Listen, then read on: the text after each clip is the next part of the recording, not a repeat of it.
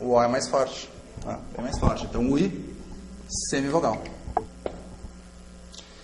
E na mesma palavra eu posso ter mais de um encontro. Tá? Se eu tiver a palavra Austrália,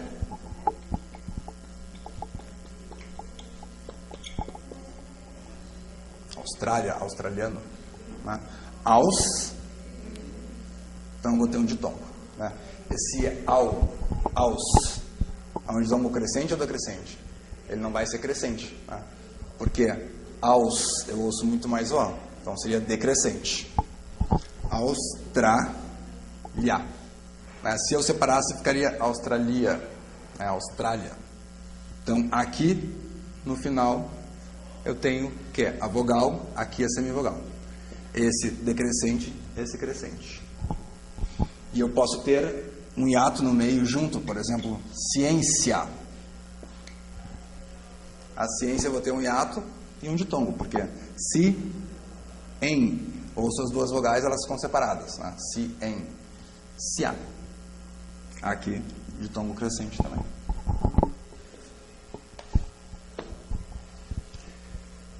E o último dos encontros vocálicos,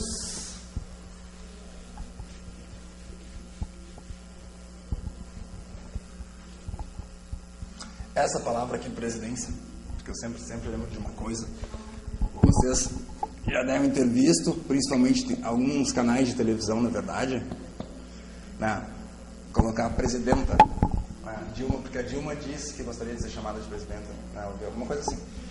Que na verdade não existe. Tu não pode abrir mão da regra do português só porque é o presidente. Tá? Na verdade, é a presidente Dilma, nunca a presidenta. Por quê? Na verdade, presidente é o quê? Presidente é um substantivo, tá? Que vem de um verbo que seria presidir. Tá? Todo substantivo que vem de um verbo anteriormente a gente chama de substantivo ativo. Tá? E ele sempre é de um gênero só. Por isso que não existe na forma feminina. Por exemplo, gerente. É a gerente da loja, não é a gerenta. Tá? Vem do verbo gerir. Estudante, não existe a estudanta. Vem de estudar. Né? A aluna é uma estudante e o aluno é um estudante. Tá? Hóspede, vem de hospedar. Não existe a hóspeda do hotel. É a hóspede. Então, o presidente não tem por que abrir mão. Não existe, na verdade, a presidenta. Tem muitas coisas no português que vão virando aceitação popular, que é uma coisa que às vezes é fora da gramática, começa a ser usada, meio que vira verdade. Tá? Mas aí, isso é uma coisa absurda.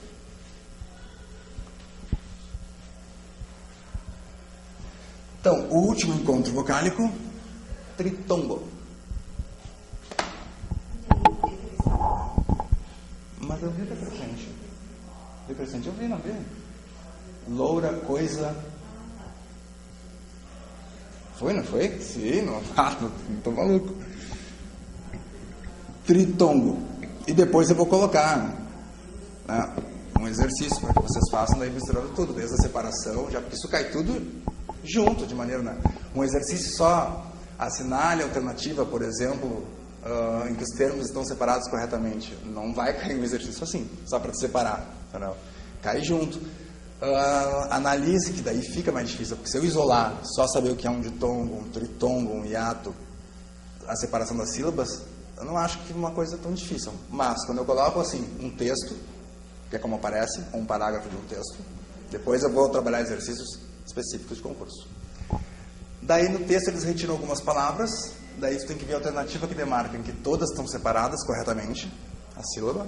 Às vezes aparece inclusive a nomenclatura, daí monossílaba, trissílaba, polissílaba, tá? Da palavra. Depois, para te demarcar a sílaba tônica dela, que vem depois, dizer se está certa a separação e a classificação de hiatos, de tongos que eles colocam em todas as alternativas. Ou seja, daí tu misturando tudo isso, fica uma coisa mais complicada. Tá? Solto, separado, por enquanto ele vai ficando fácil depois. Tritongo, o máximo de vogais que eu posso ter em uma sílaba. Na mesma sílaba, que são 3. 3 vogais unidas, né? Na mesma sílaba. 3 vogais na mesma sílaba.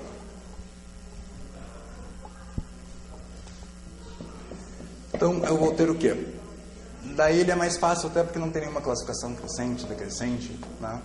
É o tritongo e deu. E a posição da vogal sempre vai ser a mesma.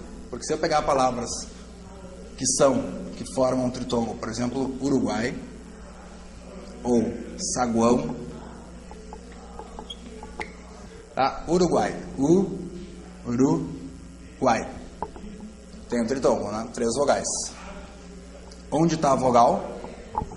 Qual é a mais forte? O A sempre tem que ser vogal.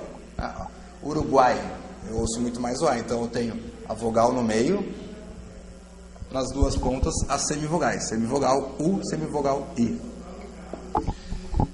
Saguão, mesma coisa, saguão.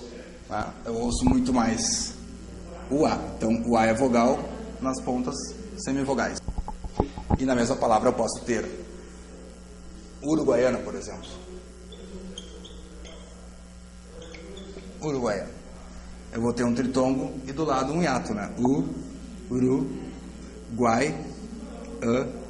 Na.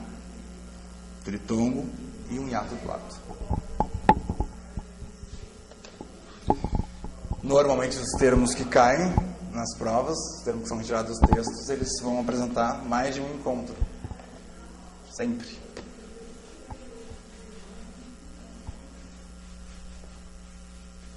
Até aqui tranquilo?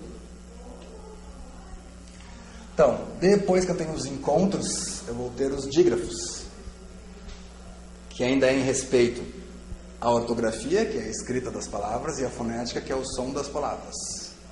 Então, pega a parte de ortografia e de fonética.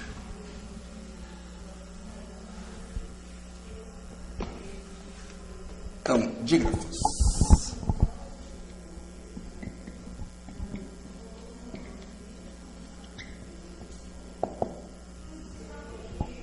Dígrafos. Quem que vai ser um dígrafo? Di, 2, né? Grafo, grafia, letra. Então, na verdade, eu vou ter duas letras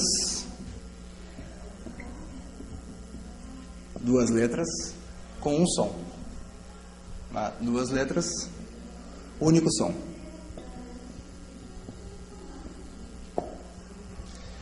Daí a mesma coisa que os encontros. Eu vou ter dígrafo vocálico, dígrafo consonantal. Os dois tipos. Então, primeiro, dígrafo consonantal.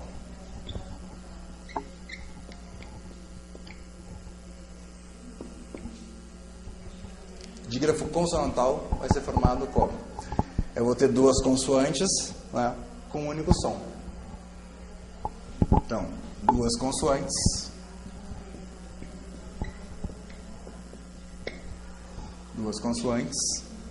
um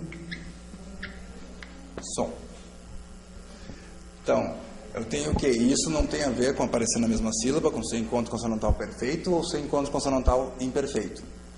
Eu vou ter o CH, NH, SS, RR, SC, SC cedilha. O que acontece? Todas essas, LH, por exemplo, palhoça. Quando eu pronuncio a sílaba, palhoça. Aqui elas ficam na mesma sílaba, só que poderiam ficar em sílabas diferentes sem problema, que continuaria sendo um dígrafo. Por quê? Dígrafo eu tenho que ter duas letras e um som. O LH, ele possui um som só, né? Palhoça. Já o SS e o RR, carroça, eles não vão ficar na mesma sílaba. Mas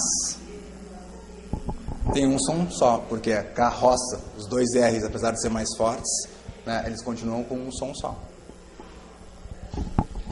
Então, o SC, crescer, o S e o C não vão ficar na mesma sílaba, mas eles possuem um som, crescer.